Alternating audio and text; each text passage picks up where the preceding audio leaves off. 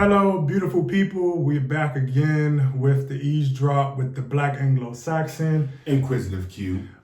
Today we are going to be talking about Jim Crow Joe, aka Joe Biden. We'll be discussing that as it pertains to kind of the hypocrisy that we kind of see on it every day. But before we get into it, just like the video, share, and definitely comment because we want the feedback and we want to have these discussions because there is a difference in opinion. And I'm not sure for all of you who don't know, but just to jump into it, we're going to start this conversation off with Joe Biden is now being accused of rape. And I just want to read over something really quick to kind of introduce and frame the conversation that we're about to have. So this article is from democracynow.org, and I'll drop it in the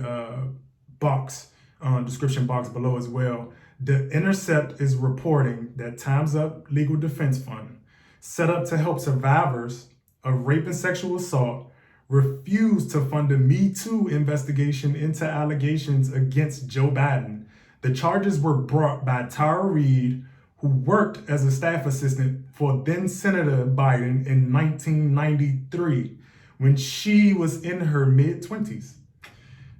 Reade told journalist Katie Halper in an interview published Tuesday that Biden repeatedly touched her without consent and sexually assaulted her. A warning to listeners and viewers. Her account is graphic, and this just goes into her account. His hands were on me and underneath my clothes, and then he went down my skirt, but up inside it, and he penetrated me with his fingers. Reade approached Time's Up Legal Defense Fund in January looking for assistance, but was reportedly told the fund could not help her because Biden is a candidate for federal office, and pursuing a case could jeopardize the fund's nonprofit status. So that right there, I want to, jump into the conversation because two things definitely immediately come to my mind in terms of the Time's Up Legal Defense Fund speaking to the notion that they can't have or can't bring a case because he is a candidate. I don't know the technical language on that, so I'm not going to go down that line. And I also want to just disclaimer, like we or nobody knows what's true or was not true in this case. So it's not really about the merits of that, but just to get into Joe Biden and who is Joe Biden, because I personally am not going to vote for Joe Biden if Joe Biden is the nominee. And I know everybody's doing the vote blue no matter who situation. And it just begs me to ask the question now with these new rape allegations, which are just a thing on top of a thing when it comes to Joe Biden's track record. As we know, we have the 1994 crime bill. We have his issue with Anita Hill and how he handled those trials. Other staffers that he's interacted with has came forward in terms of allegations saying he's inappropriate. And this just is all compounded too on top of the fact that he hasn't really spoke or articulated anything outside of the fact that he is Obama's VP, which is why I also, I personally would like Obama to make a statement about Joe Biden, what he thinks about Joe Biden, because as Obama said in his book, he put, attorneys and things in place to vet Joe Biden, to check his record. So when you see this track record unfold now, as we're seeing, like, I need to understand how a person with this level of integrity or lack of integrity, or the willingness to just do anything, I guess, to fast track your career is just kind of like despicable. And we see this hypocrisy where the Me Too movement also is picking and choosing when it comes to who and what they support. And, even Joe Biden is on camera saying that he believes all women in terms of allegations. So do we now believe this woman in terms of what she's saying about him? And how does he stand? Because the Democrats have also, with Donald Trump grabbing people by the pussy, and the Brett Kavanaugh situation, which also got de-escalated by, calls being made to Brett Kavanaugh by Christine Blasey Ford's relative, her father, if I'm not mistaken, to ask for that situation to be de-escalated. So we're looking at right now a bunch of institutions, a bunch of individuals who seem to not be consistent in their behavior.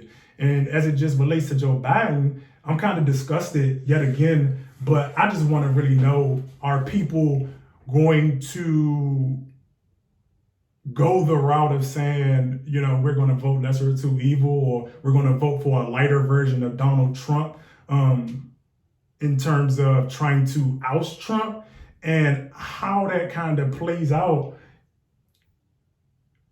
in terms of people's politics moving forward? And you could just kind of jump in and just go anywhere with it.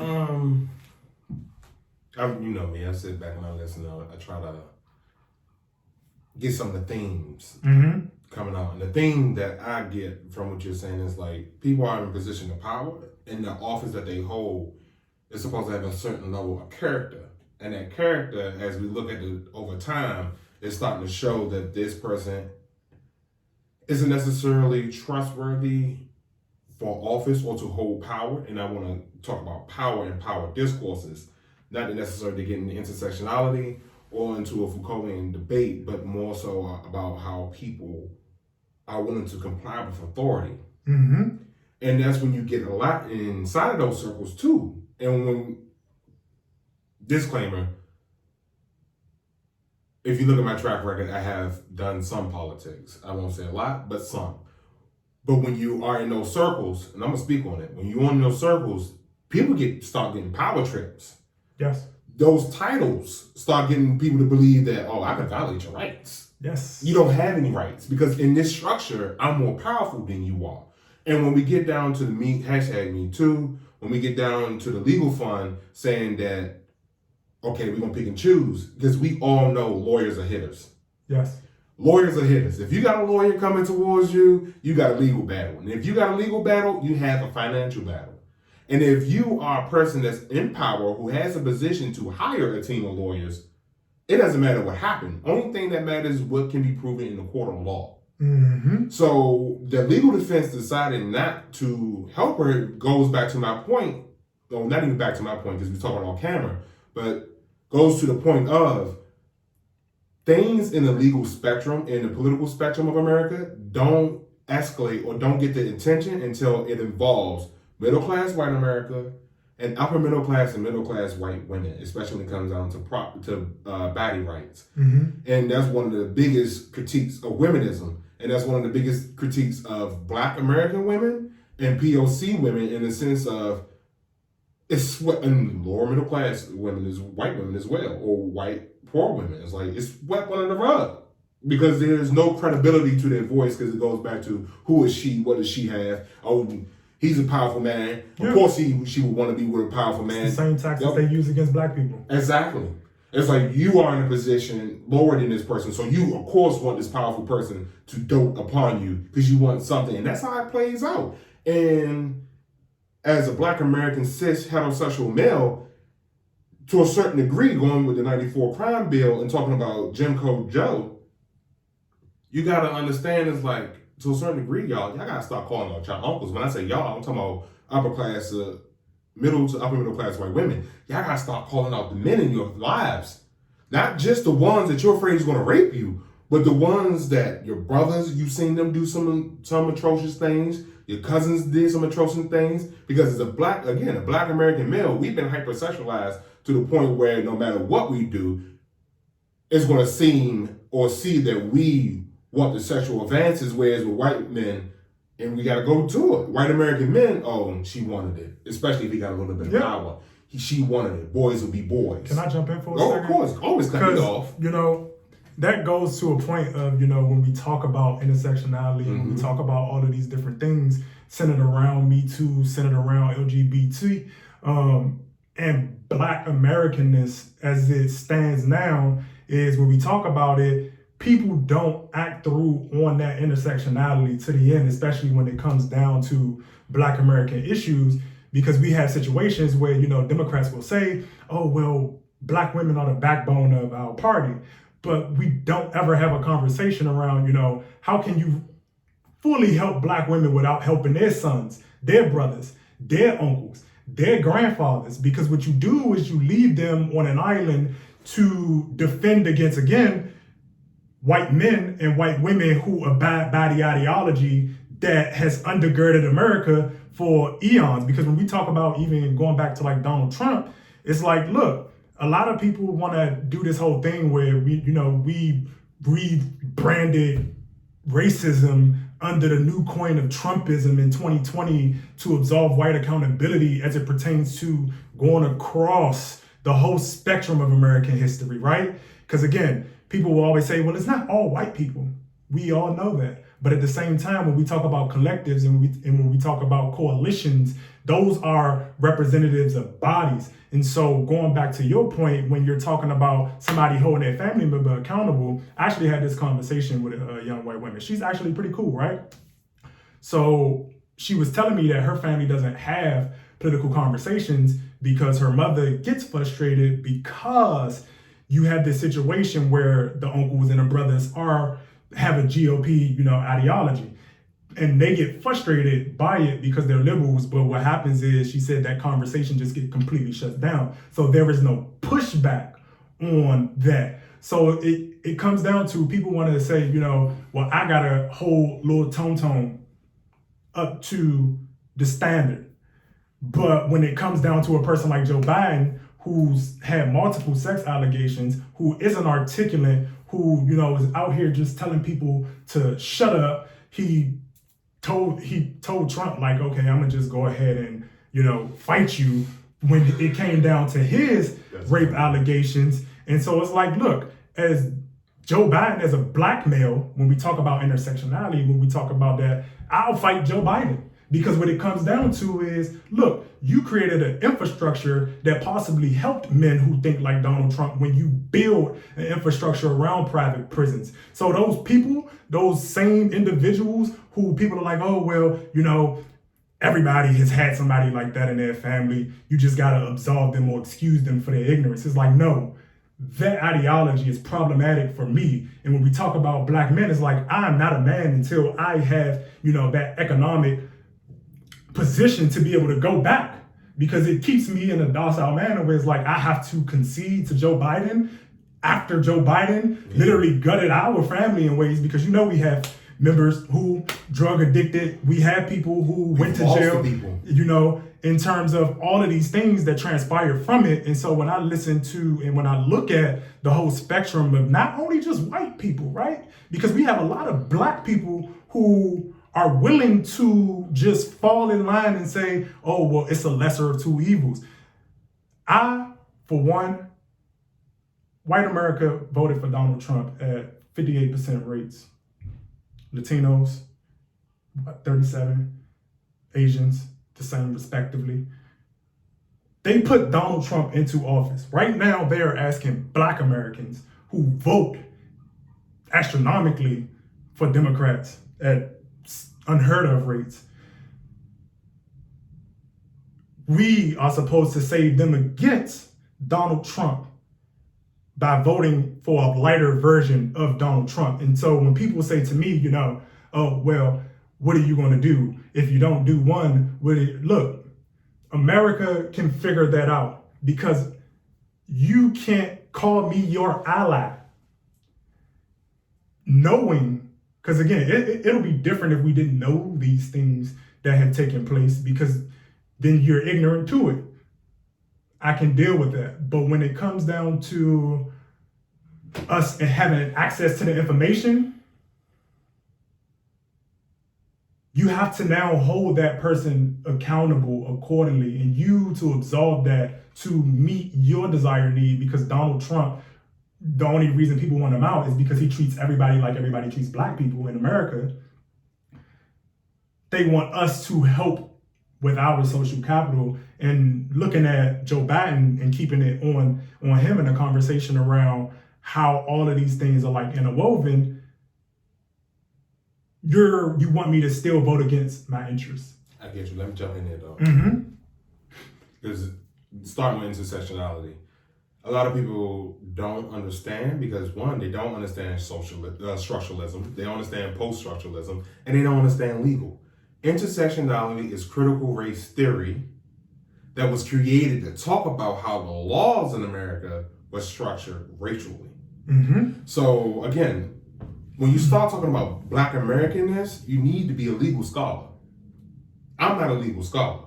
I'm just aware. Like, no, we really need to talk about the legalities behind it. Because 1960, when miscegenation was overturned by the Supreme Court, that wasn't the first case brought about miscegenation. Miscegenation was basically a race law that said white and black couldn't be together. It was a white male and a black woman. The first case was brought up in the 19th century with a white woman and a black man, going to your point about black men not being men. Mm-hmm. And to that point as well, you have to understand why it's important for economic fortitude. Because I always talk about the only way to end racism is to end sexism. It's because you have in these power structures, the people within the families that shut down the conversation. But they look at Black American women going like, get your men in control. Tell your men not to talk to us this way. And it's just like, hold on, pause. What Black Americans need to go through and talk about our intergenerational trauma, America, we don't need you to talk about that. This happens in our households. You ain't paying no bills. You ain't doing nothing to help us stay employed. You're not making sure that we have the Black agenda. And my Black agenda is fair housing. We need housing, stable housing that we can live in without getting mold and all that other stuff in our lungs. We need labor laws. We have to have labor laws because if you have labor laws, yes, it protects you, but it also gives a limitation to the power. Mm-hmm. We need labor laws. We need legal scholars. We need cultural anthropologists. We need a whole list of professionals to say that this is what has happened historically to the Black Americans, and this is what has happened to the African diaspora. So we can begin to separate what happened in Jamaica versus what happened in South Carolina versus what happened in Georgia versus what happened in Chicago and so on and so forth. That's why when people start bringing up intersectionality to me, I start laughing. It's like, you don't get it and you don't want your feelings hurt. But back to your point about the voting bloc being historically Democratic after shifting from Du Bois and the Republicans in the Black America, the problem is that people vote for people and not policy. People, I'm gonna say it again, people vote for people and not policy. I don't give a damn when people like Barack, I was like, I don't care. Barack Obama is a politician. He's a politician. Just can you pause for 1 second? Uh-huh. People vote for people, not policy. Not policies. And, you know, I always say politics was never supposed to become pop culture because that is very true. And to keep it in frame, this is what we have with Joe Biden. Because there, you know, in pop culture, you have this thing called standing, right? Mm-hmm. Or, you know, people got their faves. And what happens is once you begin to stand for a person, you don't hold them accountable. Let's use Cardi B for an example, right? The Cardi B stands, the women who follow her will probably also, which again, I agree, rape is wrong. You need to have that autonomy with your body, no matter what gender you are, right? But I have people who will scoff when it is a man, right? But when we have a person like Cardi B say that she used a transsexual or homosexual male to come in and have sex with the male unknowingly after she drugged him to take his things, I have people saying, well, what did that man do to get put in that situation? Or he deserved it. He should never been tricking. And what we see now with our politicians is we see that same level of blind worship where it's just like, okay, so again, my biggest question is going to be the people moving forward. So we know it wasn't Black women who were going to keep people from voting for Joe Biden. We know it's not Black men who were going to keep people from voting for Joe Biden. People skirted all of those things out the way. We know it's not his stances on whether it be Social Security, healthcare, or any of those things, because people are willing to absolve that too. And so is it going to be white women? Is it going to be, and again, if it is, I'm happy that at least we have a line. But what I need for Americans to do is that line should have been drawn when we had the issue with Anita Hill. That line should have been drawn when we had the issue with him not just doing or writing and participating in the crime bill, but taking it to the extent that he named the crime bill after him, and then on top of that, pushing Republicans to be that much harder and double down on crime during their regime, right? Got you. Let me jump in real Go quick. ahead, do you? I'm gonna jump in right there because Trump, Joe Biden, I call the GOP the GDP, and I call the Democrats the baby GOP because they follow them. I don't care. That's how lobbying works. That's how it goes. GDP got But Dr. Kenneth Clark, and I'm gonna bring up Dr. Kenneth Clark again. In an interview, he talks about the moral schizophrenia of America. And it's true. And it goes back down to the Jay Treaty. As soon as we, England, we kicked y'all ass, but we still need that trade. We still need that money, though. In America narrative, there's always the ideal America that is propagated and promoted in schools. It's like, we should all be one, let's tolerate each other. But then there's the very real America when it comes down to the economics of, oh shit, I want to live that lifestyle. I can't be friends as a white, cis, straight man with people who are coming out and saying, let's get rid of oil. That's where my money comes from.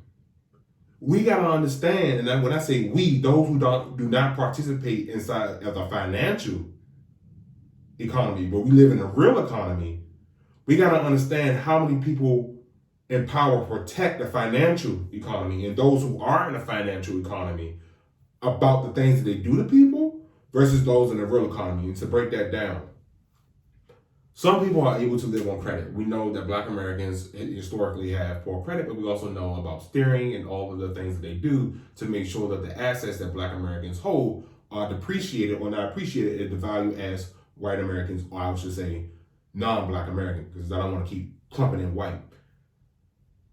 The whole point goes back to Black Americans as a block, not just one, as a block deciding we're going to hold out.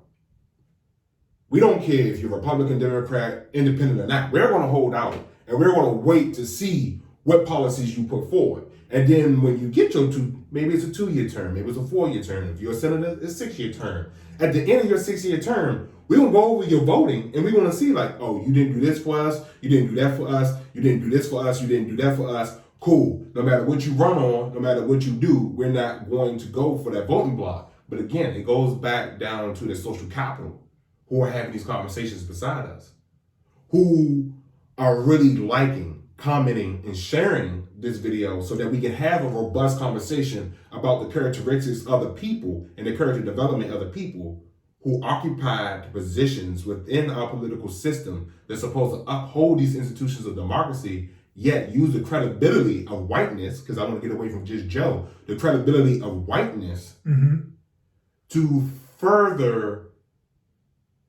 go forward with white supremacy, which really is make sure that white is all right and everybody else is And I want to focus on white supremacy as an ideology and not racial epithets, because people think saying the N-word and this, that, and the third is being racist. It's like, no, that person's a loser and an a-hole. Racism is literally sitting down and going like, okay, we got a new thing of money coming in. Let's suspend the racial discrimination with the Department of Labor. The Department of Labor, let's suspend racial discrimination because most people don't know about the Marshall Plan. And when you have such, because this is an economic disaster, when you have such economic disasters and when you have such physical disasters, let's make sure that when we hand out these new contracts, that only certain people have access to it. And again, it takes a voting block. It takes a body to come against, because you can't come against, you see with the allegations. One individual is not going to win. At all. Because these people have I'm going to finish right here. Well, these people have the resources of an institution on top of having resources of an affluent person. So you got an affluent person with institutional resources who's being protected because the institutions have to save face. who's being protected against what we get and go in jail for nothing but an allegation. And just to tie this down, Freddie Gibbs, if you listen to Freddie Gibbs, literally in Austria was in prison because of a dream that a white woman had. A dream. He was in prison for a dream. And we have Joe Biden, who's supposed to be who's running to be the next president, have actual allegations against him, and those women are being turned away. And that is the true hypocrisy of power in America. If you don't have the political power, the economic power, and you don't have the power over the narrative, good luck. And to your point about that, and having conversations with people, I don't think people necessarily stack. And when I say stack, layer the timeline and how things are happening. Because I had somebody tell me, that it's not necessarily a concern on the issue that the Department of Labor made that suspension. And my thing was, you have to factor in the fact of the historical nature and how we've been discriminated, along with just days prior to that, the Supreme Court unanimously ruling that, changing the standard to bring discrimination cases to but for based on race.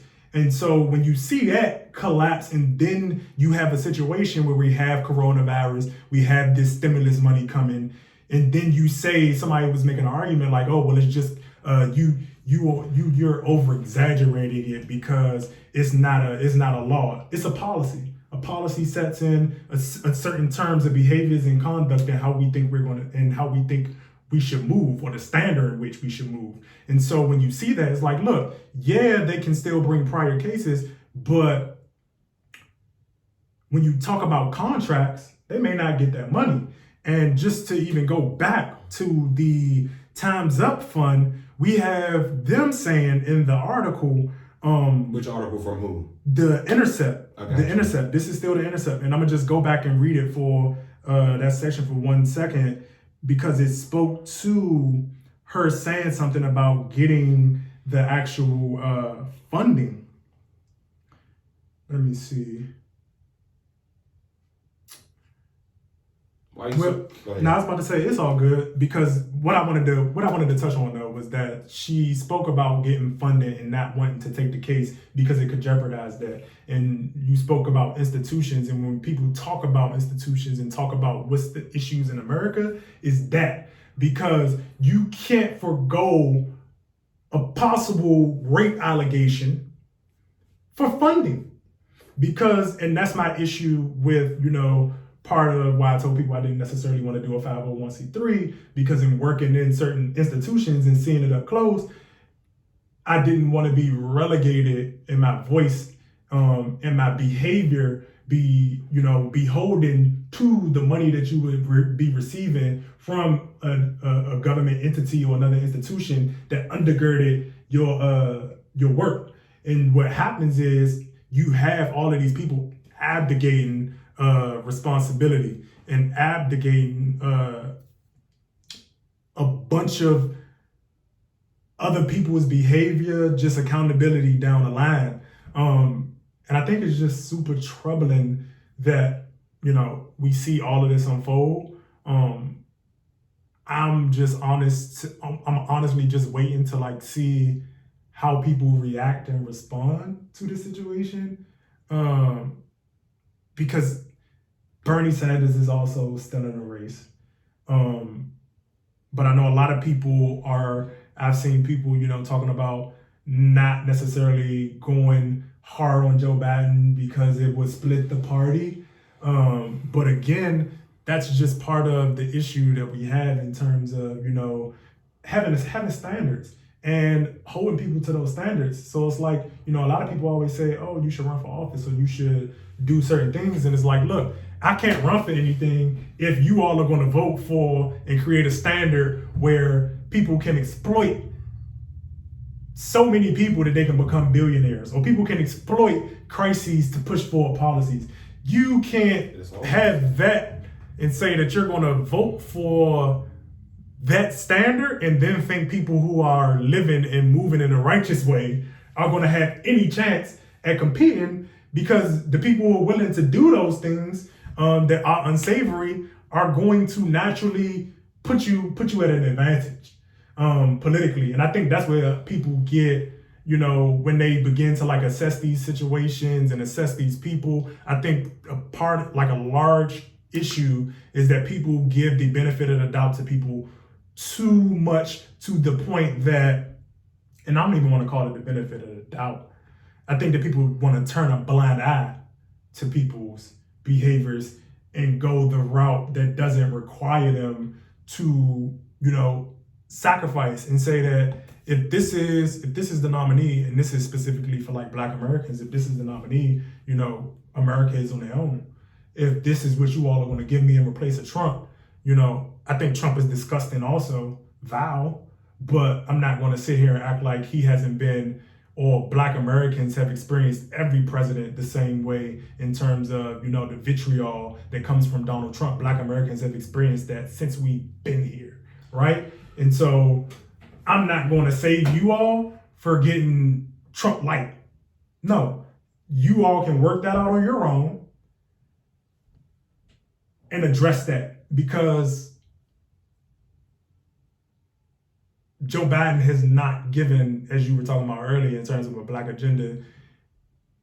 Not only has he not given a Black agenda, bro, he hasn't given any policies, period. I'm jumping right there. Because I have to. When people start talking about Nazi Germany, and when I say people, I mean proverbially. Like, I'm not talking about one group of persons or another group of persons. I'm speaking proverbially, as in universally. Emergency decrees is how persons within a democratic system, because we've been downgraded to a flawed democracy, is within democratic flawed. That's a nice way to say it. It's just all this is the curtain being pulled back. Yeah. All it is the curtain being pulled back. But my point is, within emergencies is when you get a lot of things passed and authoritarian figures grab more authority. Because the only thing authority figures trust are themselves, and not even the people around them, but those who continue their narrative. And when it comes down to Joe Biden, Donald Trump, and so forth, there is a narrative in America, or I should say the Western imagination, to protect powerful people in powerful positions. Jeffrey Epstein. You got whispers. I know you can't, but he didn't kill himself. But you got 2 Black security guards did. I'm telling you, you have to be aware. And I'm going to encapsulate my whole point. And when it comes down to most people, and I brought up Nazi Germany for a reason. Martin Niemöller, he was a pastor. And he has a famous quote, which I won't go into. Research him, because I'm not putting in the description box. No, research him. I know, petty. You got to be active in this. That's true. His whole point is about, I didn't stand up for nobody. But then when I didn't stand for anybody, they came for me. And what people got to understand is that if you want freedom, you have to be scared out your freaking mind when a neighbor you don't like gets pulled out in the middle of the night. You need to be freaked the fuck out when people start losing rights. You're like, even if I don't like you. Who's losing rights? Even if I don't like you. Wait a minute. They gay. You mean to tell me that they gay and that's why you taking their rights? Oh, hell nah. I'm not standing. They back. What you mean? Because they back. I don't care who they love when they in the mood to love somebody. What I care about is when they go to work. I care about is when they come home. I care about the kids they take care of. I don't care about who they loving. I hope you love that person unconditionally. I'm a optimistic and a hopeless romantic. Don't tell me the label, but the name of your lover and how you love them. I'm gonna repeat that. Don't tell me the label. Tell me the name of your lover and how you love them, and let's have a great conversation. But if you're not scared by somebody you don't like being taken away by an authority figure, like I was saying, bro, that authority figure, if you're not afraid of authority using anything against a person to control them and to lock them up, because again, the first prisoners inside of the Holocaust were not Jewish persons. They were political opponents. When people start to arrest people and use any single thing to arrest them, they're looking to curtail the voices of dissent. And at any given time, anyone can become a voice of dissent because of the pressure and the oppression and the suppression that they're under. Those pressures and those stresses, no one's immune to them. Yeah. And that just goes back to where intersectionality kind of collapses on itself, because people don't necessarily acknowledge when it is a Black American issue. And, the passing of these bills, not only fall to us in terms of, the Byron Allen case that just passed and went down in the Supreme Court rulings. Like, look, that undergirds everybody's rights. And so, I think and I hope people start paying attention at this point. But right now, we just gonna finish up, and we want y'all to, engage the comments. Thank you for watching. Definitely appreciate you all. Follow us on social media, Instagram, as well as Twitter. And we'll catch you all next time with another topic.